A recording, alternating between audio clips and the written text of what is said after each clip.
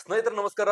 Coorg boss YouTube ಚಾನಲ್ಗೆ ಎಲ್ರಿಗೂ ಸ್ವಾಗತ. ನಾನು ಕಿಶೋರ್ ರೈ ಕತ್ತಲೆಕಾಡು. ಇವತ್ತಿನ ಕಂಟೆಂಟ್ ನಲ್ಲಿ ನಿಮ್ಗೆ ಕಳೆದ ತಿಂಗಳ 19ನೇ ತಾರೀಕು ಕೊಡಗು ಜಿಲ್ಲೆಯ ದುಬಾರೆಯಲ್ಲಿ ಇನ್ಸಿಡೆಂಟ್ ಆಗಿತ್ತಲ್ಲ. ಇನ್ಸಿಡೆಂಟ್ ಆದ ನಂತರದಲ್ಲಿ ಅಂದ್ರೆ ಎರಡು ಆನೆಗಳು ಪರಸ್ಪರ ಕಾಳಗಕ್ಕಿಳಿದು ಆ ಮಹಿಳೆಯೊಬ್ರು ಆನೆ ಕೆಳಗೆ ಸಿಲುಕಿ ಮೃತಪಟ್ಟಿದ್ದು, ನಂತರ ಅಲ್ಲಿ ಗಾಯಗೊಂಡಿದ್ದ ಆನೆ ಕೂಡ ಮೃತಪಟ್ಟಿತ್ತು.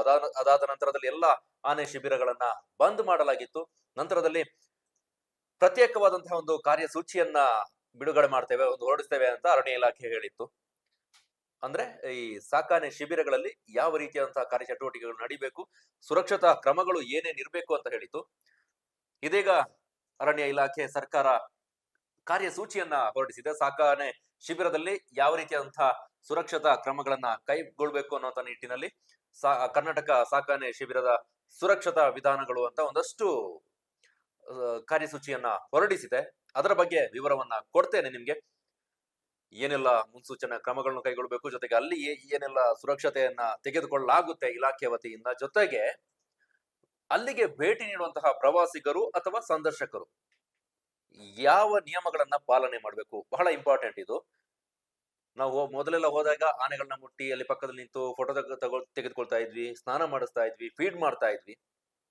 ಆದ್ರೆ ಈಗ ಹೊರಡಿಸಿರುವಂತಹ ಆದೇಶದಲ್ಲಿ ಏನೇನಿದೆ ಅಂತ ನಾನು ವಿವರವನ್ನು ಕೊಡ್ತೇನೆ. ಅದಕ್ಕಿಂತ ಮುಂಚೆ ನೀವೇನಾದ್ರೂ ಫಸ್ಟ್ ಟೈಮ್ ನಮ್ಮ ಚಾನಲ್ಗೆ ವಿಸಿಟ್ ಮಾಡಿ ನೋಡ್ತಾ ಇದ್ರೆ ಸಬ್ಸ್ಕ್ರೈಬ್ ಮಾಡ್ಕೊಳ್ಳಿ ಅಂತ ಕೇಳ್ಕೊಳ್ತೇನೆ. ಸ್ನೇಹಿತರೆ, ಕಳೆದ ತಿಂಗಳು 19ಕ್ಕೆ ಕಂಜನ್ ಹಾಗೆ ಜಯ ಮಾರ್ತಾಂಡ ಎರಡು ಆನೆಗಳು ಕಾಳಗಕ್ಕೆ ಇಳಿದಿದ್ವು.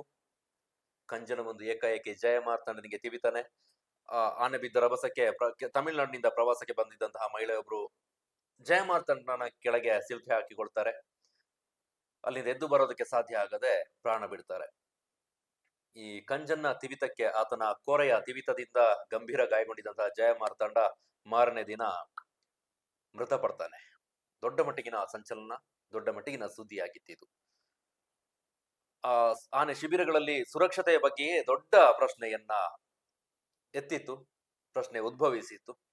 ಅದಾದ ನಂತರ ಸರ್ಕಾರ ಅಲರ್ಟ್ ಆಗಿ ಈಗ ಮಾರ್ಗಸೂಚಿಯನ್ನ ಹೊರಡಿಸಿದೆ. ಮುಖ್ಯವಾಗಿ ಅಲ್ಲಿ 3 ವಲಯಗಳನ್ನ ಅರಣ್ಯ ಇಲಾಖೆ ಮಾಡ್ಕೊಂಡಿದೆ. ಅದು ಏನೇನು ಅಂತ ವಿವರವನ್ನು ಕೊಡ್ತೇನೆ. ಒಂದು ಕೆಂಪು ವಲಯ, ಕೇಸರಿ ವಲಯ, ಹಸಿರು ವಲಯ, 3 ವಲಯವನ್ನ ಆನೆ ಶಿಬಿರದ ಒಳಗೆ ವಿಂಗಡಣೆ ಮಾಡ್ಕೊಂಡಿದೆ.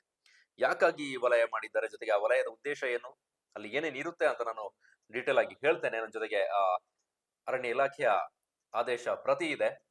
ಕೆಂಪು ವಲಯ ಅಂದ್ರೆ ಈ ಆನೆಗಳನ್ನ ಸ್ನಾನ ಮಾಡಿಸೋದು, ಅಲ್ಲಿ ಫೀಡಿಂಗ್ ಮಾಡೋದು, ಅವುಗಳಿಗೆ ಟ್ರೀಟ್ಮೆಂಟ್ ಕೊಡೋದು, ಜೊತೆಗೆ ಆನೆಗಳನ್ನ ಬೇರೆ ಬೇರೆ ಕಡೆಗಳಿಗೆ ಸ್ಥಳಾಂತರ ಮಾಡುವಂತ ಸಂದರ್ಭ ಬರುತ್ತೆ. ಎಕ್ಸಾಂಪಲ್, ದಸರಾಗೆ ಪಾಲ್ಗೊಳ್ಬೇಕು ಅಂತ ಸಂದರ್ಭದಲ್ಲಿ ಆನೆಗಳನ್ನ ವಾಹನಗಳಿಗೆ ಹತ್ತಿಸ್ಬೇಕಾಗುತ್ತೆ, ಹೋಗಿ ಬರುವಂತಹ ಸಂದರ್ಭದಲ್ಲಿ ಅವುಗಳನ್ನ ಇಳಿಸ್ಬೇಕಾಗುತ್ತೆ. ಅಂತ ಜಾಗವನ್ನ ಕೆಂಪು ವಲಯ ಅಂತ ಗುರುತಿಸ್ಕೊಂಡಿದ್ದಾರೆ. ಅಲ್ಲಿ ಆನೆಗಳ ಚಟುವಟಿಕೆ ಕಾರ್ಯಾಚರಣೆ ನಡೆಯುವಂತಹ ಜಾಗ. ಅಲ್ಲಿಗೆ ಯಾರ್ಯಾರಿಗೆ ಎಂಟ್ರಿ ಅಂತ ಹೇಳಿದ್ರೆ, ಮಾವುತರು, ಕಾವಾಡಿಗರು, ಜೊತೆಗೆ ಪಶುವೈದ್ಯರು, ಜೊತೆಗೆ ಅಫಿಷಿಯಲ್ಗೆ ಮಾತ್ರ, ಅಂದ್ರೆ ಅರಣ್ಯ ಇಲಾಖೆಯ ಅಧಿಕಾರಿಗಳಿಗೆ, ಸಿಬ್ಬಂದಿಗೆ ಮಾತ್ರ. ಅಲ್ಲಿ ಯಾವ ರೀತಿ ಅದನ್ನ ಗುರುತು ಮಾಡ್ಕೊಳ್ಳೋದು, ಜೊತೆಗೆ ಏನು ಕ್ರಮ ಅಂತ ನೋಡೋದಾದ್ರೆ, ಒಂದು ಬಲಿಷ್ಠವಾದಂತಹ ತಡೆಬೇಲಿ ಅಂದ್ರೆ ಬ್ಯಾರಿಕೇಡ್ ಅನ್ನ ಹಾಕ್ಬೇಕು. ಜೊತೆಗೆ ಫಿಸಿಕಲ್ ಅಪಿಯರೆನ್ಸ್ ಇರೋದಿಲ್ಲ ಅಷ್ಟು ಆನೆಗಳ ಜೊತೆಗೆ. ಸಾರ್ವಜನಿಕರು ಕಡ್ಡಾಯವಾಗಿ ಅಲ್ಲಿಗೆ ಎಂಟ್ರಿ ಇಲ್ವೇ ಇಲ್ಲ. ಅಂದ್ರೆ ಪ್ರವಾಸಿಗರು, ನೀವು ಹೋಗ್ತೀವಲ್ಲ, ನಮಗೆ ಆ ಪ್ರದೇಶಕ್ಕೆ ಎಂಟ್ರಿ ಇಲ್ಲ. ಜೊತೆಗೆ ಅದರ ಒಳಗಡೆ ಫೋಟೋಗ್ರಫಿ, ವಿಡಿಯೋಗ್ರಫಿ, ಸೆಲ್ಫಿ ತಗೊಳ್ಳೋದು ಇತ್ಯಾದಿ ಇತ್ಯಾದಿ ಅವುಗಳಿಗೂ ಕೂಡ ಇಲ್ಲ. ಜೊತೆಗೆ ಅಲ್ಲಿ ಏನೇನ್ ಇರ್ಬೇಕು ಅನ್ನೋದನ್ನು ಹೊರಭಾಗದಲ್ಲೇ ಸೂಚನಾ ಫಲಕದಲ್ಲಿ ಇರ್ಬೇಕು.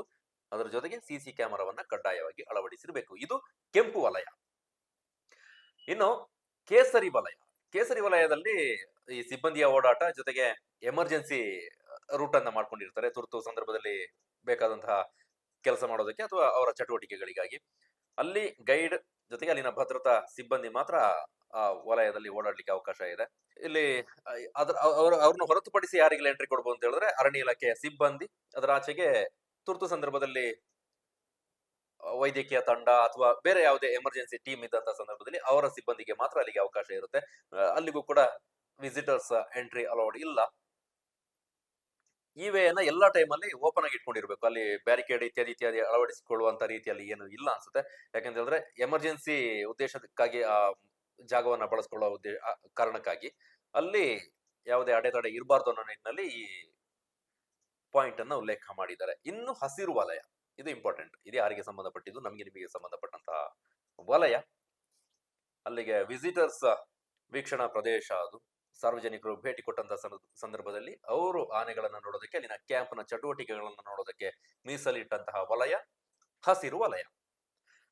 ಅದರ ಉದ್ದೇಶ ಏನು ಅಂತ ನೋಡೋದಾದ್ರೆ, ಒಂದು ನಿಯಂತ್ರಿತ ಪ್ರವಾಸೋದ್ಯಮ, ಅಂದ್ರೆ ಪರಿಸರ ಪ್ರವಾಸೋದ್ಯಮ, ಜೊತೆಗೆ ಭೇಟಿದಾರರಿಗೆ, ನಮ್ಮ ವಿಸಿಟರ್ಸ್ಗೆ ಅಲ್ಲಿನ ಚಟುವಟಿಕೆಗಳನ್ನ ನೋಡೋದಕ್ಕೆ ಅನುಕೂಲ ಆಗ್ಲಿ ಅನ್ನೋ ನಿಟ್ಟಿನಲ್ಲಿ ಮೀಸಲಿಡುವಂತಹ ಜಾಗ. ಅಲ್ಲಿಗೆ ನೀವು ವಿಸಿಟ್ ಮಾಡಬಹುದು. ಜೊತೆಗೆ ನಮ್ಮ ಜೊತೆಗೆ ಗೈಡ್ ಇರ್ತಾರೆ, ಗೈಡ್ ಎಂಟ್ರಿ ಕೂಡ ಇದೆ. ಜೊತೆಗೆ ಅಲ್ಲಿನ ಸಿಬ್ಬಂದಿ ಅಂದ್ರೆ ಈ ಪ್ರವಾಸಿಗರ ದಟ್ಟಣೆ, ಜನರ ದಟ್ಟಣೆ ಹೆಚ್ಚಾದಂತಹ ಸಂದರ್ಭದಲ್ಲಿ ಅವರ ನಿಯಂತ್ರಣಕ್ಕೆ ಯಾರನ್ನು ನಿಯೋಜನೆ ಮಾಡಿರ್ತಾರೆ, ಅವರಿಗೆ ಅಲ್ಲಿಗೆ ಎಂಟ್ರಿ ಇದೆ. ಅದರ ಆಚೆಗೆ ಮಾವುತ ಸಿಬ್ಬಂದಿ ಈ ಬದಿಗೆ ಬರುವಂತಿಲ್ಲ. ಅವರ ಚಟುವಟಿಕೆ ಏನಿದ್ರು ನಾನೀಗ ಮೊದಲು ಹೇಳಿದೆ ಅಲ್ಲ, ಆ ಜಾಗದಲ್ಲಿ ಮಾತ್ರ ಇರುತ್ತೆ. ಇಲ್ಲಿ ನಿಯಂತ್ರಣ ಕ್ರಮಗಳು ಏನೇನು ಇರಬೇಕು ಅಂತ ಹೇಳಿದ್ರೆ, ಭೇಟಿದಾರರು ಬ್ಯಾರಿಕೇಡ್ ಅಳವಡಿಕೆ ಮಾಡಿರ್ತಾರೆ. ಈಗ ನಾನು ಹಸಿರು ವಲಯ ಅಂತ ಹೇಳದಲ್ಲ, ಹಸಿರು ವಲಯ ಇಲ್ಲಿಂದ ಆಚೆಗೆ ಬೇರೆ ಝೋನ್ ಇರುತ್ತೆ, ಅದ್ರ ಈಚೆಗೆ ಗ್ರೀನ್ ಝೋನ್ ಅಂತ ಮಾಡ್ಕೊಂಡಿರ್ತಾರೆ. ಈ ಗ್ರೀನ್ ಝೋನ್ ಎಂಡಿಗೆ ಬ್ಯಾರಿಕೇಡ್ ಇರುತ್ತೆ. ಆ ಬ್ಯಾರಿಕೇಡ್ ನ ಹಿಂದೆಯೇ ನಾವು ಇರಬೇಕು, ಅದರ ದಾಟಿ ಹೋಗುವಂತಿಲ್ಲ. ಬ್ಯಾರಿಕೇಡ್ ನ ಹಿಂದೆ ನಿಂತು ಅಲ್ಲಿನ ಚಟುವಟಿಕೆಗಳನ್ನ ನೋಡೋದಕ್ಕೆ ಅವಕಾಶ ಇದೆ. ಅದರ ಆಚೆಗೆ ಆನೆಗಳನ್ನ ಮುಟ್ಟೋದಕ್ಕೆ, ಆನೆಗಳು ಈ ಕಡೆ ಬರೋದಿಲ್ಲ ಬಿಡಿ. ನಾವು ಬ್ಯಾರಿಕೇಡ್ ಇಲ್ಲಿ ಝೋನ್ ಪ್ರತ್ಯೇಕ ಮಾಡಿದ ನಂತರದಲ್ಲಿ ಆನೆಗಳು ಈ ಕಡೆ ಬರುವಂತಹ ಪ್ರಮೇಯ ಉದ್ಭವಿಸೋದಿಲ್ಲ. ಹಾಗಾಗಿ ಆನೆಗಳನ್ನ ಮುಟ್ಟೋದಕ್ಕೆ ಅವಕಾಶ ಇಲ್ಲ ಅಂತ ಹೇಳಿದರೆ, ಆಹಾರ ನೀಡೋದಕ್ಕೆ ಅವಕಾಶ ಇಲ್ಲ ಅಂತ, ಸ್ನಾನ ಮಾಡಿಸೋದು, ಜೊತೆಗೆ ದಾಟಿ ಹೋಗೋದು ಕೂಡ ಕಾನೂನು ಬಾಹಿರ ಆಗುತ್ತೆ. ಆ ನಿಟ್ಟಿನಲ್ಲಿ ಕೂಡ ನಾವು ಎಚ್ಚರವನ್ನ ವಹಿಸ್ಕೊಳ್ಬೇಕು. ಸೂಕ್ಷ್ಮ ಪ್ರದೇಶ ಅಂತ ಇರುವಂತಹ ಪ್ರದೇಶಗಳಿಗೆ ಯಾರು ಕೂಡ ಸಾರ್ವಜನಿಕರು, ಭೇಟಿದಾರರು, ಟೂರಿಸ್ಟ್ ಎಂಟ್ರಿ ಕೊಡುವ ರೀತಿಯಲ್ಲಿ ಇಲ್ಲ. ಇದು ಪ್ರವಾಸಿಗರಿಗೆ ಇರುವಂತಹ ಝೋನ್. ಇದು 3 ಝೋನ್ ನ ವಿವರವನ್ನು ನಾನು ಕೊಟ್ಟೆ. ಕೆಂಪು ವಲಯ, ಕೇಸರಿ ವಲಯ, ಹಸಿರು ವಲಯ, ಯಾರ್ಯಾರಿಗೆ ಅಲ್ಲಿ ಏನೇನು ಇರುತ್ತೆ, ಏನೇನು ಸುರಕ್ಷತಾ ಕ್ರಮವನ್ನ ಕೈಗೊಂಡಿರಬೇಕು ಅಂತ. ಇನ್ನೊಂದು, ಸಿಸಿ ಕ್ಯಾಮೆರಾ ಮತ್ತೆ ಸ್ಪೆಷಲ್ ಕಂಟ್ರೋಲ್ ರೂಮ್ ಅನ್ನ ಎಲ್ಲಾ ಎಲಿಫೆಂಟ್ ಕ್ಯಾಂಪ್ಗಳಲ್ಲಿ ಹೊಂದಿರಬೇಕು. ಈ ಮೊದಲು ಚಟುವಟಿಕೆಗಳು ನಡೀತಾ ಇದ್ವು, ಆದ್ರೆ ಎಷ್ಟರ ಮಟ್ಟಿಗೆ ಅಲ್ಲಿ ಸಿಸಿ ಕ್ಯಾಮೆರಾಗಳಿದ್ವು, ಕಂಟ್ರೋಲ್ ರೂಮ್ ಇದ್ವು ಅನ್ನೋದು ಗೊತ್ತಿಲ್ಲ. ಆದ್ರೆ ಇನ್ನು ಮುಂದಕ್ಕೆ ಎಲ್ಲಾ ಸ್ಥಳಗಳಲ್ಲೂ ಕೂಡ ಸಿಸಿ ಕ್ಯಾಮೆರಾ ಇರಬೇಕು ಅಂತ, ಎಲ್ಲೆಲ್ಲಿ ಅಂತ ಯಾವ್ಯಾವ ಸೂಚಿತ ಪ್ರದೇಶಗಳನ್ನ ಕೊಟ್ಟಿದ್ದಾರೆ. ಒಂದು ಪ್ರವೇಶ ದ್ವಾರ, ಟಿಕೆಟ್ ಅಥವಾ ಟಿಕೆಟ್ ಕೌಂಟರ್ ಏನಿರುತ್ತೋ ಅಲ್ಲಿ ಕೂಡ ಇರಬೇಕು ಅಂತ. ಇದು ಕೂಡ ಇಂಪಾರ್ಟೆಂಟ್. ಯಾಕಂತಂದ್ರೆ ಅನೇಕ ಕಡೆಗಳಲ್ಲಿ ಈ ಟಿಕೆಟ್ ಕೌಂಟರ್ಗಳಲ್ಲೇ ಬೇರೆ ಬೇರೆ ರೀತಿಯಾದ ಗೋಲ್ಮಾಲ್ಗಳು ಆಗ್ತಾ ಇದ್ವು ಅನ್ನೋ ಆರೋಪಗಳು ಕೇಳಿ ಬರ್ತಾ ಇತ್ತು. ಹೀಗಾಗಿ ಇದೀಗ ಟಿಕೆಟ್ ಕೌಂಟರ್ಗಳಲ್ಲೂ ಸಿಸಿ ಕ್ಯಾಮೆರಾ ಇರಬೇಕು. ಜೊತೆಗೆ ನಾನು ಆಗ್ಲೇ ಹೇಳಿದಾಗೆ 3 ಬೇರೆ ಬೇರೆ ಪ್ರತ್ಯೇಕ ವಲಯ ಇದ್ರೆ ಅಲ್ಲಿ ಇರಬೇಕು. ಅದರ ಆಚೆಗೆ ಅದೇ ರೆಡ್ ಝೋನ್, ಕೆಂಪು, ಹಸಿರು, ಕೇಸರಿ ವಲಯ ಅಲ್ಲಿ, ಮತ್ತೆ ಆನೆಗಳನ್ನ ಸ್ನಾನ ಮಾಡಿಸುವಂತಹ ಜಾಗ ಏನಿದೆ ಅಲ್ಲಿ, ಜೊತೆಗೆ ನದಿಯ ಪ್ರವೇಶ ಮಾರ್ಗ, ಆಹಾರ ಪ್ರದರ್ಶನ, ಅಲ್ಲಿ ಅವುಗಳಿಗೆ ಫೀಡ್ ಮಾಡುವಂತಹ ಜಾಗ ಏನಿದೆ ಅಲ್ಲೂ ಕೂಡ ಸಿಸಿ ಕ್ಯಾಮೆರಾ ಇರಬೇಕು. ಇನ್ನು ಆನೆಗಳು ಎಲ್ಲೆಲ್ಲಿ ಓಡಾಡುವ ಮಾರ್ಗ ಇರುತ್ತೆ, ಒಂದು ಕ್ಯಾಂಪ್ನೊಳಗೆ ಇಂಥ ಜಾಗದಲ್ಲಿ ಆನೆಗಳು ಓಡಾಡುತ್ತೆ, ಅವುಗಳು ಸ್ನಾನಕ್ಕೆ ಬಂದು ಅಥವಾ ಆಹಾರ ಅವಳಿಗೆ ಫೀಡಿಂಗ್ಗೆ ಬಂದು ವಾಪಸ್ ಹೋಗುವಂತಹ ಜಾಗ, ಅವುಗಳನ್ನ ಕಟ್ಟಿ ಹಾಕುವಂತಹ ಜಾಗ ಏನಿರುತ್ತೆ ಅಲ್ಲೂ ಕೂಡ ಸಿಸಿ ಕ್ಯಾಮೆರಾದ ಕಾವಲು ಇರಬೇಕು ಅಂತ ಇದೆ. ಜೊತೆಗೆ ಮೆಡಿಕಲ್ ಟ್ರೀಟ್ಮೆಂಟ್ ಏನು ಕೊಡ್ತಾರೆ ಆ ಜಾಗಕ್ಕೂ ಕೂಡ ಸಿಸಿ ಕ್ಯಾಮೆರಾವನ್ನು ಅಳವಡಿಸಿರ್ಬೇಕು ಅಂತ. ಎಕ್ಸಿಟ್ ರೂಟ್ ನಲ್ಲೂ ಕೂಡ ಸಿಸಿ ಕ್ಯಾಮೆರಾ ಅಳವಡಿಕೆಗೆ ಸೂಚನೆಯನ್ನ ಕೊಟ್ಟಿದ್ದಾರೆ. ಇನ್ನೊಂದಷ್ಟು ವಿಚಾರಗಳನ್ನ ಹೇಳಿದ್ದಾರೆ. ಬ್ಯಾರಿಕೇಡ್ಗಳು ಬಲಿಷ್ಠವಾಗಿರ್ಬೇಕು, ಗಟ್ಟಿಮುಟ್ಟಾಗಿರ್ಬೇಕು, ಇತ್ಯಾದಿ ಇತ್ಯಾದಿ. ಜನಸಂದಣಿ ನಿಯಂತ್ರಣಕ್ಕೆ ಬೇಕಾದಂತಹ ಕ್ರಮವನ್ನು ಕೈಗೊಳ್ಳಬೇಕು, ಸುಮಾರು ಇದಾವೆ. ಅದು ಅವರಿಗೆ, ಅರಣ್ಯ ಸಿಬ್ಬಂದಿಗೆ, ಜೊತೆಗೆ ಅಲ್ಲಿ ಮಾವುತರು, ಕಾವಡಿಗರು ಇರ್ತಾರಲ್ಲ ಅವರಿಗೆ ಸಂಬಂಧಪಟ್ಟಂತಹ ವಿಚಾರ. ಇನ್ನು ಮುಖ್ಯವಾಗಿ ಇರುವಂತದ್ದು, ಈ ಪ್ರವಾಸಿಗರು ಭೇಟಿ ಕೊಟ್ಟಂತಹ ಸಂದರ್ಭದಲ್ಲಿ ಯಾವ ರೀತಿ ಅಲ್ಲಿ ಇರಬೇಕು ಅನ್ನೋದು ಬಹಳ ಇಂಪಾರ್ಟೆಂಟ್ ಆಗಿ 10 ನಿಯಮಗಳನ್ನ ಅರಣ್ಯ ಇಲಾಖೆ ಹೊರಡಿಸಿದೆ. ಮೊದಲಾದ್ರೆ ಎಲ್ರು ಹೋಗ್ತಾ ಇದ್ರು, ಎಲ್ಲೆಂದರಲ್ಲಿ ಎಂಟ್ರಿ ಇತ್ತು. ಎಕ್ಸಾಂಪಲ್ ನಾವು ದುಬಾರಿಯನ್ನೇ ತೆಗೆದುಕೊಂಡ್ರು ಕೂಡ ಕಾವೇರಿ ನದಿಯನ್ನ ದಾಟಿ ಹೋದಾಗ ಅಲ್ಲಿ ಆನೆಗಳನ್ನ ಸ್ನಾನ ಮಾಡಿಸ್ತಾ ಇದ್ರು, ಅಲ್ಲಿ ಅಕ್ಕಪಕ್ಕದಲ್ಲಿ ಓಡಾಡ್ಲಿಕ್ಕೆ ಅವಕಾಶ ಇತ್ತು. ಮೇಲೆ ಹೋದಾಗ ಫೀಡ್ ಮಾಡ್ತಾ ಇದ್ರು, ಆನೆಗಳನ್ನ ಕಟ್ಟಿ ಹಾಕ್ತಾ ಇದ್ರು. ಅಲ್ಲೇ ಸುತ್ತಮುತ್ತ ಓಡಾಡ್ಲಿಕ್ಕೆ, ಎಲ್ಲಾ ಕಡೆಗಳಲ್ಲಿ ಓಡಾಡ್ಲಿಕ್ಕೆ ಅವಕಾಶ ಇರದಿದ್ರು ಕೂಡ ಜನ ನುಗ್ಗಿಕೊಂಡು ಹೋಗ್ತಾ ಇದ್ರು. ಆದ್ರೆ ಇನ್ನು ಮುಂದೆ ಏನೆಲ್ಲ ಮಾಡ್ಬೇಕು ಅನ್ನೋದ್ರ ಬಗ್ಗೆ ಕೇವಲ ದುಬಾರೆ ಮಾತ್ರ ಅಲ್ಲ, ರಾಜ್ಯದಲ್ಲಿರುವ ಎಲ್ಲಾ ಎಲಿಫೆಂಟ್ ಕ್ಯಾಂಪ್ಗಳಿಗೂ ಈ ನಾನೀಗ ಹೇಳಕ್ಕೆ ಹೊರಟಿರುವಂತಹ 10 ನಿಯಮಗಳು ಅಪ್ಲೈ ಆಗುತ್ತೆ. ಕಡ್ಡಾಯವಾಗಿ ಪಾಲಿಸಬೇಕಾದಂತಹ ಸುರಕ್ಷತಾ ಕ್ರಮಗಳು. ನಂಬರ್ 1, ಭೇಟಿದಾರರು ಸಾಕಾನೆಗಳೊಂದಿಗೆ ಯಾವುದೇ ರೀತಿಯಾದಂತಹ ಭೌತಿಕ ಸಂಪರ್ಕವನ್ನ ಹೊಂದುವಂತಿಲ್ಲ, ಫಿಸಿಕಲ್ ಅಟ್ಯಾಚ್ಮೆಂಟ್ ಇರುವಂತಿಲ್ಲ. ಆನೆಗಳ ಜೊತೆಗೆ ಕಂಪ್ಲೀಟ್ ಆಗಿ ಅದನ್ನ ಅವಾಯ್ಡ್ ಮಾಡಿದ್ದಾರೆ. ಸಾಕಾನೆಗಳನ್ನ ಮುಟ್ಟೋದು, ನೇರವಾಗಿ ಅವುಗಳಿಗೆ ಫೀಡ್ ಮಾಡೋದು, ಸ್ನಾನ ಮಾಡಿಸೋದು, ನಾನು ಆಗ್ಲೇ ಹೇಳ್ದಲ್ಲ, ಮೊದಲಾದ್ರೆ ಸ್ನಾನ ಮಾಡಿಸುವ ಅವಕಾಶ ಇತ್ತು, ಅದಕ್ಕೊಂದಷ್ಟು ಫೀಸ್ ಇತ್ತು. ಅದಾದ ನಂತರ ಫೀಡಿಂಗ್ ಒಂದಷ್ಟು ಫೀಸ್ ಇತ್ತು. ಏನಿಲ್ಲ ಅಂದ್ರೆ ಒಂದು 700-800 ರೂಪಾಯಿ ಆಗ್ತಾ ಇತ್ತು ನಿಮ್ಗೆ ಈ ಸ್ನಾನ, ಆನೆಗಳಿಗೆ ಫೀಡ್ ಮಾಡೋದು. ನಿಮಗೆ ಅದು ಸೇವ್ ಆಗುತ್ತೆ. ಈಗ ಮಕ್ಕಳು ಇದ್ದಾಗ ನಮಗೆ ಆನೆಗಳನ್ನ ಮುಟ್ಟಬೇಕು ಅಂತ ಹೇಳ್ತಾ ಇದ್ರು. ಆನೆಗಳಿಗೆ ಫೀಡ್ ಮಾಡುವಂತ ಜೊತೆಗಿದ್ದವ್ರು ಯಾರು ಹೇಳ್ತಾ ಇದ್ರು. ಅದಕ್ಕೆ ನೀವು ಫೀಸ್ ಕಟ್ಟಬೇಕಾಗಿತ್ತು. ಈಗ ಅದನ್ನ ಕಂಪ್ಲೀಟ್ ಅವಾಯ್ಡ್ ಆಗುತ್ತೆ. ಅದನ್ನ ಬೇರೆ ಕಡೆಯಲ್ಲಿ ಬೇರೆ ತರ ಯಾವ್ದಾದ್ರು ಆಗ್ತಾರೋ ಅದು ಗೊತ್ತಿಲ್ಲ. ನನಗೆ ಸದ್ಯಕ್ಕೆ ಈ ವಿಚಾರ ಮಾತ್ರ ಹೇಳ್ತಾ ಇದ್ದೇನೆ. ಆನೆಗಳ ಪಕ್ಕದಲ್ಲಿ ನಿಂತು ಸೆಲ್ಫಿ ತಗೊಳ್ಳೋದು, ಫೋಟೋ ತಗೊಳ್ಳೋದು, ಜೊತೆಗೆ ನಿಂತ್ಕೊಳ್ಳೋದು, ಅವುಗಳನ್ನ ಮುಟ್ಟಿ ಆಟ ಆಡೋದು ಅಂತದ್ ಇರೋದಿಲ್ಲ ಇನ್ನು ಮುಂದಿನ ದಿನಗಳಲ್ಲಿ. ಮೊದಲನೇ ಪಾಯಿಂಟ್ ಅದು. ಎರಡನೇದು, ಆ ಬ್ಯಾರಿಕೇಡ್, ನಾನು ಆಗ್ಲೇ ಗ್ರೀನ್ ಝೋನ್ ಅಂತ ಹೇಳಿದಲ್ಲ, ಹಸಿರು ವಲಯದ ಹಿಂದೆ ಮಾತ್ರ ನಿಂತ್ಕೊಂಡು ಅಲ್ಲಿನ ಚಟುವಟಿಕೆಗಳನ್ನ ನೋಡೋದಕ್ಕೆ ಅವಕಾಶ ಇದೆ. ರೆಡ್ ಝೋನ್ ಅಥವಾ ಕೇಸರಿ ವಲಯಕ್ಕೆ ಹೋಗಿ ಅಲ್ಲಿನ ಚಟುವಟಿಕೆಗಳಿಗೆ ಅಡ್ಡಿಪಡಿಸುವಂತಿಲ್ಲ, ಅಲ್ಲಿಗೆ ಎಂಟ್ರಿ ಕೊಡುವ ರೀತಿಯಲ್ಲೇ ಇಲ್ಲ. ಇದು ಪಾಯಿಂಟ್ ನಂಬರ್ 2. ಮೂರನೇದು, ಸಾಕಣೆ ಮತ್ತು ಭೇಟಿದಾರರ ನಡುವಿನ ನಿಯಮಿತ ಅಂತರವೇ ಮೊದಲ ಸುರಕ್ಷತಾ ಕ್ರಮ ಅಂತ ಹೇಳಿದ್ದಾರೆ. ಸ್ಥಳದ ಅಪಾಯದ ಆಧಾರದ ಮೇಲೆ ಉಪ ಅರಣ್ಯ ಸಂರಕ್ಷಣಾಧಿಕಾರಿ ನಿರ್ಧರಿಸುವಂತಹ ಕನಿಷ್ಠ ಸುರಕ್ಷತಾ ವೀಕ್ಷಣಾಂತರವನ್ನ ಕಾಯ್ದುಕೊಳ್ಬೇಕು. ಅದನ್ನ ಜವಾಬ್ದಾರಿಯನ್ನು ಡಿಸಿಎಫ್ ಅವರಿಗೂ ಕೊಟ್ಟಿದ್ದಾರೆ. ಇದು ನಮಗೆ ಸೇಫರ್ ಝೋನ್, ಇದರ ನಂತರ ಹೋದ್ರೆ ಡೇಂಜರ್ ಝೋನ್ ಅಂತ ಇರುತ್ತೆ, ಅದನ್ನ ಡಿಸಿಎಫ್ ಅವರು ನಿರ್ಧಾರ ಮಾಡಬಹುದು. 10 ಮೀಟರ್ ಅಂತರವನ್ನ ಕಾಯ್ದುಕೊಳ್ಬೇಕು ಅಂತ. ಈ ಆನೆಯ ಚಟುವಟಿಕೆಗೂ ಜೊತೆಗೆ ನಾವು ವಿಸಿಟರ್ ಹೋಗಿ ನೋಡ್ತಾ ಜಾಗ ಇದೆಯಲ್ಲ, ಅಲ್ಲಿಗೆ 10 ಮೀಟರ್ ಅಂತರ ಇರಬೇಕು ಅಂತ ಈಗ ಆಲ್ರೆಡಿ ಮೊದಲೇ ಹೇಳಿದ್ರು. ಅದನ್ನ ಈಗ ಅಧಿಕೃತವಾಗಿ ಆದೇಶದಲ್ಲಿ ಕೊಟ್ಟಿದ್ದಾರೆ. ಈ 10 ಮೀಟರ್ ಅಂತರದ ಆದ್ಯತೆಯನ್ನು ಕೊಟ್ಟಿದ್ದಾರೆ, ಅದನ್ನ ಕಡ್ಡಾಯವಾಗಿ ಪಾಲಿಸಬೇಕು ಅಂತ. ಜೊತೆಗೆ ಅಲ್ಲಿ ಬ್ಯಾರಿಕೇಡಿಂಗ್ ಕೂಡ ಕಡ್ಡಾಯವಾಗಿ ಹಾಕ್ಬೇಕು ಅನ್ನೋದು ಈ ನಿಯಮದಲ್ಲಿ ಇದೆ. ಆ ಬ್ಯಾರಿಕೇಡ್ ಹಿಂದೆ ನಿಂತು ನೋಡ್ಬೇಕು ಅಂತ. 4ನೇದು, ಯಾವುದೇ ಶಿಬಿರದ ಅವಧಿಯಲ್ಲಿ ಸಾರ್ವಜನಿಕರ ವೀಕ್ಷಣೆಗೆ ಅಥವಾ ಪ್ರದರ್ಶನಕ್ಕಾಗಿ 10ಕ್ಕಿಂತ ಹೆಚ್ಚು ಆನೆಗಳನ್ನ ನಿಯೋಜಿಸಬಾರದು. ಇದು ಇಂಪಾರ್ಟೆಂಟ್. ನಮ್ ದುಬಾರೆಯಲ್ಲಿ ಹತ್ರ 30 ಆನೆಗಳಿದಾವೆ. ಹೆಚ್ಚು ಕಮ್ಮಿ 1, 2, 3 ಹೆಚ್ಚು ಕಮ್ಮಿ ಆಗ್ತಾ ಇರ್ತವೆ, ಬೇರೆ ಕಡೆ ಕೊಡೋದು ಹೋಗೋದು ಬರೋದೆಲ್ಲ ಆಗ್ತಾ ಇರುತ್ತೆ. ಆದ್ರೆ ಈಗ ಯಾರು ಸಾರ್ವಜನಿಕರು, ಪ್ರವಾಸಿಗರು ವೀಕ್ಷಣಾ ಪ್ರದೇಶ ಇರುತ್ತೆ, ಆನೆಗಳ ಚಟುವಟಿಕೆಗಳು ನೋಡೋ ಜಾಗ, ಆ ಚಟುವಟಿಕೆ ಒಳಗೆ 10 ಆನೆಗಳನ್ನ ಮಾತ್ರ ನಿಯೋಜಿಸಬೇಕು. ಅದಕ್ಕಿಂತ ಹೆಚ್ಚು ಆನೆಗಳನ್ನ ನಿಯೋಜನೆ ಮಾಡುವ ರೀತಿಯಲ್ಲಿ ಇಲ್ಲ. ಇಲ್ಲಿ ಆನೆಗಳನ್ನು ಕೂಡ ಬೇರೆ ಬೇರೆ ರೀತಿ ವಿಂಗಡಿಸಿಕೊಂಡಿದ್ದಾರೆ. ಅದರಲ್ಲಿ ಹಸಿರು ವರ್ಗದ ಆನೆಗಳನ್ನ ಮಾತ್ರ ಪರಿಗಣಿಸಬೇಕು ಅಂತ. ಅವುಗಳ ದೈಹಿಕ ಚಟುವಟಿಕೆ, ಆರೋಗ್ಯದ ಸ್ಥಿತಿಗತಿ ನೋಡಿಕೊಂಡು ಬೇರೆ ಬೇರೆ ವಿಂಗಡಣೆ ಮಾಡ್ಕೊಂಡಿದ್ದಾರೆ. ಅದನ್ನ ನಾನು ಮುಂದೆ ಹೇಳ್ತೇನೆ.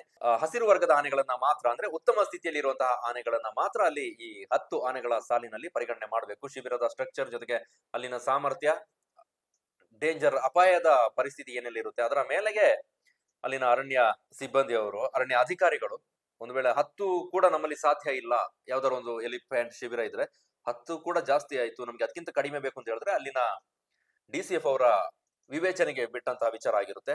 10ಕ್ಕಿಂತ ಕಡಿಮೆ 5 ಆನೆಯನ್ನು ಕೂಡ ಬಳಸಬಹುದು, 3 ಆನೆಯನ್ನು ಕೂಡ ಬಳಸಬಹುದು, 9 ಆನೆಯನ್ನು ಕೂಡ ಬಳಸಬಹುದು. ಅದು ಡಿಸಿಎಫ್ ಅವರ ನಿರ್ಧಾರಕ್ಕೆ ಬಿಟ್ಟಿದ್ದು. ಇದು ನಮ್ಮ ಸುರಕ್ಷತೆಗೆ ಬೇಕಾದಂತಹ ನಿಟ್ಟಿನಲ್ಲಿ ನಾವು ಕ್ರಮ ಕೈಗೊಳ್ತೇವೆ ಅಂತ ಮಾಡೋದಾದ್ರೆ ಅದು ಅವರ ವಿಚಾರಕ್ಕೆ ಬಿಟ್ಟಂತಹ ಆಯ್ಕೆ ಆಗಿರುತ್ತೆ. ಇನ್ನು ಪಾಯಿಂಟ್ ನಂಬರ್ 5ಕ್ಕೆ ಬರೋದಾದ್ರೆ, ಮಸ್ತ್ ಸ್ಥಿತಿಯಲ್ಲಿ ಇರುವ ಅಥವಾ ಮದ ಲಕ್ಷಣ ಇರುವ, ಆಕ್ರಮಣಕಾರಿ, ಅಗ್ರೆಸಿವ್ ಆಗಿರುವಂತಹ ಅಥವಾ ಏನಾದ್ರೂ ಅಲ್ಲಿ ಓಡಾಡುವಂತ ಸಂದರ್ಭದಲ್ಲಿ ಗಾಯಗೊಂಡಂತಹ ಆನೆ ಅಥವಾ ಆರೋಗ್ಯದ ಸಮಸ್ಯೆ ಇರುವಂತಹ ಅಥವಾ ಏನೋ ಸ್ಟ್ರೆಸ್ ಅಲ್ಲಿ ಇರುವಂತಹ ಆನೆಗಳನ್ನ ಹೊಸದಾಗಿ ಕ್ಯಾಂಪ್ಗೆ ಸೇರ್ಪಡೆ ಆಗಿರುತ್ತಲ್ಲ ಅಂತ ಆನೆಗಳು, ಇತ್ತೀಚೆಗೆ ಬೇರೆ ರೀತಿಯಂತ ಅಲ್ಲಿ ಪರಸ್ಪರ ಕ್ಯಾಂಪ್ನೊಳಗೆ ಆಗ್ತಾ ಇರುತ್ತೆ, ಆನೆಗಳಿಗೆ ಗುದ್ದಾಟ ಏನೆಲ್ಲ ಗಲಾಟೆ ಮಾಡ್ಕೊಂಡಿರ್ತವೆ, ಅಂತ ಆನೆಗಳನ್ನ ಸಾರ್ವಜನಿಕ ವೀಕ್ಷಣೆಗೆ ಒಳಪಡಿಸಬಾರ್ದು. ಜೊತೆಗೆ ಮರಿ ಹಾಕಿರ್ತಾವಲ್ಲ ಆನೆ, ತಾಯಿ ಆನೆ ಒಂದು ಮರಿ ಹಾಕಿರುತ್ತೆ, ಅದು 6 ತಿಂಗಳಿಗಿಂತ ಕಡಿಮೆ, ಮರಿಗೆ 6 ತಿಂಗಳಿಗಿಂತ ಕಡಿಮೆ ಇದ್ರೆ ಅಂತಹ ಆನೆಗಳನ್ನ ಸಾರ್ವಜನಿಕರ ವೀಕ್ಷಣೆಗೆ ಅವಕಾಶ ಕಲ್ಪಿಸಬಾರದು ಅನ್ನೋಂಥದನ್ನ 5ನೇ ಪಾಯಿಂಟ್ ನಲ್ಲಿ ಉಲ್ಲೇಖ ಮಾಡಿದ್ದಾರೆ. ಜೊತೆಗೆ ಭೇಟಿದಾರರು ಪ್ರತಿದಿನದ ಚಟುವಟಿಕೆ ಆರಂಭ ಆಗೋದಕ್ಕಿಂತ ಮುಂಚೆ, ವಿಸಿಟರ್ಸ್ ಬರೋದಕ್ಕಿಂತ ಮುಂಚೆ ಅಲ್ಲಿನ ಸ್ಥಿತಿಗತಿಯನ್ನ ಕಡ್ಡಾಯವಾಗಿ ಮೌಲ್ಯಮಾಪನ ಮಾಡಬೇಕು ಅಂತ. ಕೇಸರಿ ಕೆಂಪು ನಡವಳಿಕೆ, ಆನೆಗಳ ದೈಹಿಕ ಚಟುವಟಿಕೆ ಪರಿಸ್ಥಿತಿ ಯಾವ ರೀತಿ ಇರುತ್ತೆ ಅನ್ನೋದನ್ನ ಪ್ರತಿದಿನ ಬೆಳಗ್ಗೆ ಮಾನಿಟರಿಂಗ್ ಮಾಡೋದು ಕೂಡ ಕಡ್ಡಾಯ ಆಗಿದೆ. ಪಾಯಿಂಟ್ ನಂಬರ್ 7, ಅದೇ ವಿಸಿಟರ್ಸ್ ವೀಕ್ಷಣೆ ಸಂದರ್ಭದಲ್ಲಿ ಆನೆಗಳನ್ನ ಏನು ಅಲ್ಲಿ 10 ಆನೆಗಳಂತ ಹೇಳದೆ, ಅವುಗಳು ಪರಸ್ಪರ ನಾವು ಶಾಲೆಯಲ್ಲಿ ಬೆಳಗ್ಗೆ ಪೆರೇಡ್ಗೆ ಸಿದ್ಧರಾಗ್ತಿದ್ವಲ್ಲ, 1 ಕೈ ಅಂತರ 2 ಕೈ ಅಂತರದಲ್ಲಿ ನಿಲ್ಬೇಕು ಅಂತ, ಅದೇ ರೀತಿ ಆನೆಗಳು ಪರಸ್ಪರ ತಾಕಿಕೊಳ್ಳದ ರೀತಿಯಲ್ಲಿ ಅವುಗಳ ಡಿಸ್ಟೆನ್ಸ್ ಇರಬೇಕು, ಒಂದಕ್ಕೊಂದು ಹತ್ತಿರದ ಒಡನಾಟ ಇರಬಾರ್ದು, ಪರಸ್ಪರ ಅವುಗಳು ದೈಹಿಕವಾಗಿ ತಗುಲ್ಕೊಳ್ಳುವ ರೀತಿಯಲ್ಲಿ ಅಲ್ಲಿನ ವ್ಯವಸ್ಥೆ ಇರಬಾರ್ದು ಅಂತ 7ನೇ ಪಾಯಿಂಟ್ ನಲ್ಲಿ ಉಲ್ಲೇಖ ಮಾಡಿದ್ದಾರೆ. 8ನೇದು, ಸ್ನಾನ ಮಾಡಿಸುವುದು ಹೆಚ್ಚಿನ ಅಪಾಯದ ಕಾರ್ಯಾಚರಣೆಯ ಚಟುವಟಿಕೆ. ಪ್ರವಾಸಿಗರು ಕೇವಲ ಸುರಕ್ಷಿತ ಹಸಿರು ವಲಯದ ಮಾತ್ರ ವೀಕ್ಷಣೆ, ನದಿಗೆ ಅಥವಾ ಸ್ನಾನದ ವಲಯಕ್ಕೆ ಪ್ರವೇಶಿಸಬಾರದು. ನಾನು ಆಗ್ಲೇ ಹೇಳಿದೆ, ಇದು ಆನೆಗಳನ್ನ ಸ್ನಾನ ಮಾಡಿಸುವ ಸಂದರ್ಭದಲ್ಲಿ ಅಲ್ಲಿಗೆ ಪ್ರವಾಸಿಗರಿಗೆ ಎಂಟ್ರಿ ಇಲ್ಲ, ವಿಸಿಟರ್ಸ್ಗೆ ಎಂಟ್ರಿ ಇಲ್ಲ, ದೂರದಲ್ಲಿ ನಿಂತು ನೋಡ್ಬೇಕು. ಆನೆಗಳ ಸ್ನಾನ ಮಾಡುವ ಜಾಗಕ್ಕೆ ಹೋಗೋದಾಗ್ಲಿ ಅಥವಾ ಅವುಗಳನ್ನ ಸ್ನಾನ ಮಾಡಿಸೋದಾಗ್ಲಿ ಮಾಡುವ ರೀತಿಯಲ್ಲಿ ಇಲ್ಲ, ಅದಕ್ಕೆ ಅವಕಾಶ ಕೂಡ ಇಲ್ಲ. CCTV ಮೇಲ್ವಿಚಾರಣೆ ಎಲ್ಲ ನಿರ್ಣಾಯಕ ಪ್ರದೇಶಗಳನ್ನು ಒಳಗೊಂಡಿರಬೇಕು ಮತ್ತು ಇದನ್ನ ಶಿಬಿರದ ಕಂಟ್ರೋಲ್ ರೂಮ್ ಅಥವಾ ಮೇಲ್ವಿಚಾರಣಾ ಕೇಂದ್ರಕ್ಕೆ ಸಂಪರ್ಕ ಮಾಡಬೇಕು. ಪ್ರತಿಯೊಂದು CC ಕ್ಯಾಮೆರಾ ಏನು ಅಳವಡಿಸಿರ್ತಾರೆ ಅದು ಕಂಟ್ರೋಲ್ ರೂಮ್ಗೆ ಲಿಂಕ್ ಆಗಿರಬೇಕು. ದೈನಂದಿನ ಕಾರ್ಯನಿರ್ವಹಣೆ, ತಪಾಸಣೆ ಮತ್ತು ಘಟನೆ ಎಲ್ಲ ಅಲ್ಲಿ ಏನೆಲ್ಲ ಆ ದಿನ ಆಗುತ್ತೆ ಅದನ್ನ ಮುಂದೆ ಯಾವ ನಿರ್ದಿಷ್ಟ ದಿನ ಇರುತ್ತೆ ಆ ದಿನದವರೆಗೂ ಕೂಡ ಸೇಫ್ ಆಗಿ ಇಟ್ಕೊಳ್ಳೋದು ಅಲ್ಲಿನವರ ಜವಾಬ್ದಾರಿ. ಆನೆಯ ನಡವಳಿಕೆ, ಜನಸಂದಣಿ ನಿಯಂತ್ರಣ, ಸಿಬ್ಬಂದಿಯ ಲಭ್ಯತೆ, ಹವಾಮಾನ, ನದಿಯ ಸುರಕ್ಷತೆ, CCTV ಅಥವಾ ಕಂಟ್ರೋಲ್ ರೂಮ್ ಸಿದ್ಧತೆ, ಸಂವಹನ, ತಡೆಬೇಲಿ, ಬಲ ಮತ್ತು ತುರ್ತು ಮಾರ್ಗದ ಬಗ್ಗೆ ಯಾವುದೇ ಸಂದೇಹವಿದ್ದಲ್ಲಿ ಸಾರ್ವಜನಿಕ ಚಟುವಟಿಕೆಯನ್ನ ತಕ್ಷಣ ನಿಲ್ಲಿಸಬೇಕು.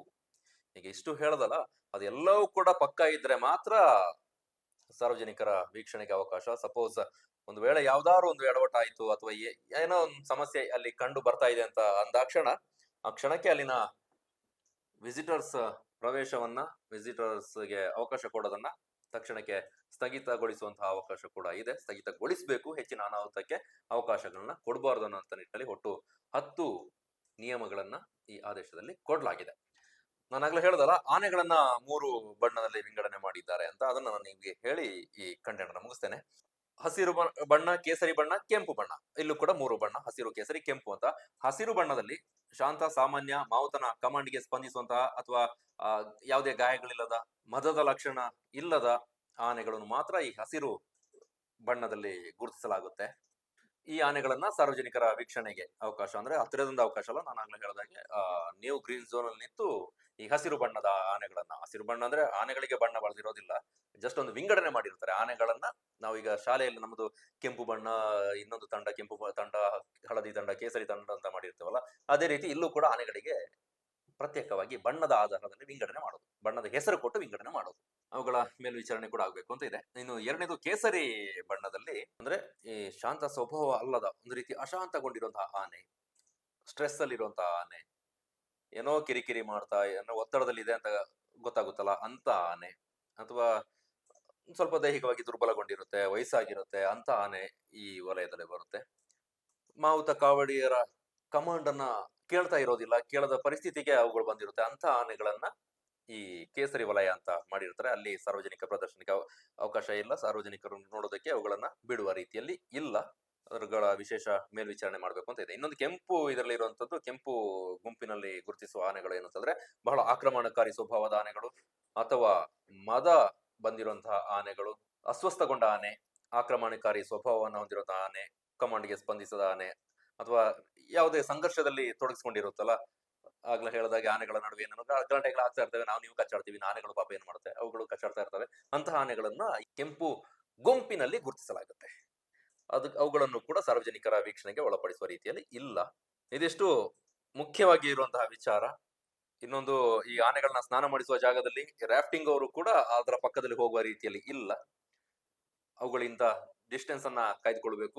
ಆನೆಗಳು ಸ್ನಾನ ಆಗುವಂತಹ ಸಂದರ್ಭದಲ್ಲಿ ಅವುಗಳಿಗೆ ಡಿಸ್ಟರ್ಬ್ ಆಗುವ ರೀತಿಯಲ್ಲಿ ನದಿ ದಾಟೋದಾಗ್ಲಿ ಅಥವಾ ಅವುಗಳ ಹತ್ರ ರಾಫ್ಟ್ ಅಥವಾ ಬೋಟ್ಗಳು ಹೋಗೋದಾಗ್ಲಿ ಅವುಗಳನ್ನು ಕೂಡ ನಿಷೇಧ ಮಾಡಲಾಗಿದೆ. ಪ್ರತ್ಯೇಕ ಮಾರ್ಗದಲ್ಲಿ ಅವುಗಳು ತೆರಳಬೇಕು ಅನ್ನೋ ಆದೇಶವನ್ನ ಅರಣ್ಯ ಇಲಾಖೆ ಕೊಟ್ಟಿದೆ. ಇದಿಷ್ಟು ಮಾಹಿತಿ. ಆದ್ರೆ ಇನ್ನೊಂದು ವಿಷಯ, ಯಾವಾಗದಿಂದ ಆನೆ ಶಿಬಿರಗಳು ಓಪನ್ ಆಗುತ್ತೆ, ಸಾರ್ವಜನಿಕರು ಪ್ರವಾಸಿಗರ ಭೇಟಿಗೆ ಓಪನ್ ಆಗುತ್ತೆ ಅನ್ನೋದು ಇದು ಫೈನಲ್ ಆಗ್ಲಿಲ್ಲ. ಜಸ್ಟ್ ಸುರಕ್ಷತಾ ವಿಧಾನಗಳನ್ನ ಮಾತ್ರ ಇಲಾಖೆ ಹೊರಡಿಸಿದೆ, ಅದನ್ನಷ್ಟೇ ನಿಮ್ಗೆ ಹೇಳಿದ್ದೇನೆ. ಮುಂದಕ್ಕೆ ಬಹುಶಃ ಇದಕ್ಕೆ ಬೇಕಾಗಿ ಒಂದಷ್ಟು ಸಿದ್ಧತೆಗಳು ಟೈಮ್ ತಗೊಳ್ಬಹುದು ಅನ್ಕೊಳ್ತೇನೆ. ಪ್ರತ್ಯೇಕ ಬ್ಯಾರಿಕೇಡ್ಗಳನ್ನ ಅಳವಡಿಕೆ ಮಾಡೋದು, ಅಲ್ಲಿ ಒಂದಷ್ಟು ಮುಂಜಾಗ್ರತಾ ಕ್ರಮಗಳು ಈಗ ಆಲ್ರೆಡಿ ಬೇರೆ ಬೇರೆ ಕೇಂದ್ರಗಳಲ್ಲಿ ಆಗ್ತಾ ಇದೆ. ಒಂದು ಕಂಪ್ಲೀಟ್ ಆಗ್ಬೇಕು ಅಂತ ಹೇಳಿದ್ರೆ ಒಂದಷ್ಟು ಸಮಯ ತೆಗೆದುಕೊಳ್ಳುತ್ತೆ. ಅದಾದ ನಂತರ ನಿಮ್ಗೆ ಅವಕಾಶ ಸಿಗ್ಬೋದು ಅಂತ ಹೇಳ್ತಾ, ಮುಂದೆ ಅವಕಾಶ ಆದಂತ ಸಂದರ್ಭದಲ್ಲಿ ಆ ವಿಚಾರವನ್ನು ಕೂಡ ನಿಮ್ ಜೊತೆಗೆ ಇಡ್ತೇನೆ. ಕಂಟೆಂಟ್ ಅನ್ನ ಇಲ್ಲಿಗೆ ಮುಗಿಸ್ತಾ ಇದ್ದೇನೆ. ನಿಮ್ಗೆ ಏನಾದ್ರು ಅನ್ಸಿದ್ರೆ ಕಮೆಂಟ್ ಮಾಡಿ. ಮತ್ತೆ ಮುಂದಿನ ಕಂಟೆಂಟ್ ನಲ್ಲಿ ನಾನು ನೀವು ಸಿಗೋಣ. ಅಲ್ಲಿವರೆಗೂ ಕ್ಷೇಮವಾಗಿರಿ. ಆನೆಗಳ ಕ್ಯಾಂಪಿಗೆ ಹೋದಂತಹ ಸಂದರ್ಭದಲ್ಲಿ ಅವಕಾಶಗಳಾದಾಗ ನಿಮ್ಮ ಸುರಕ್ಷತೆಯನ್ನ ನಿಮ್ಮ ಗಮನದಲ್ಲಿ ಇಟ್ಕೊಳ್ಳಿ ಅಂತ ಹೇಳ್ತಾ ಟಾಟಾ, ನಮಸ್ಕಾರ.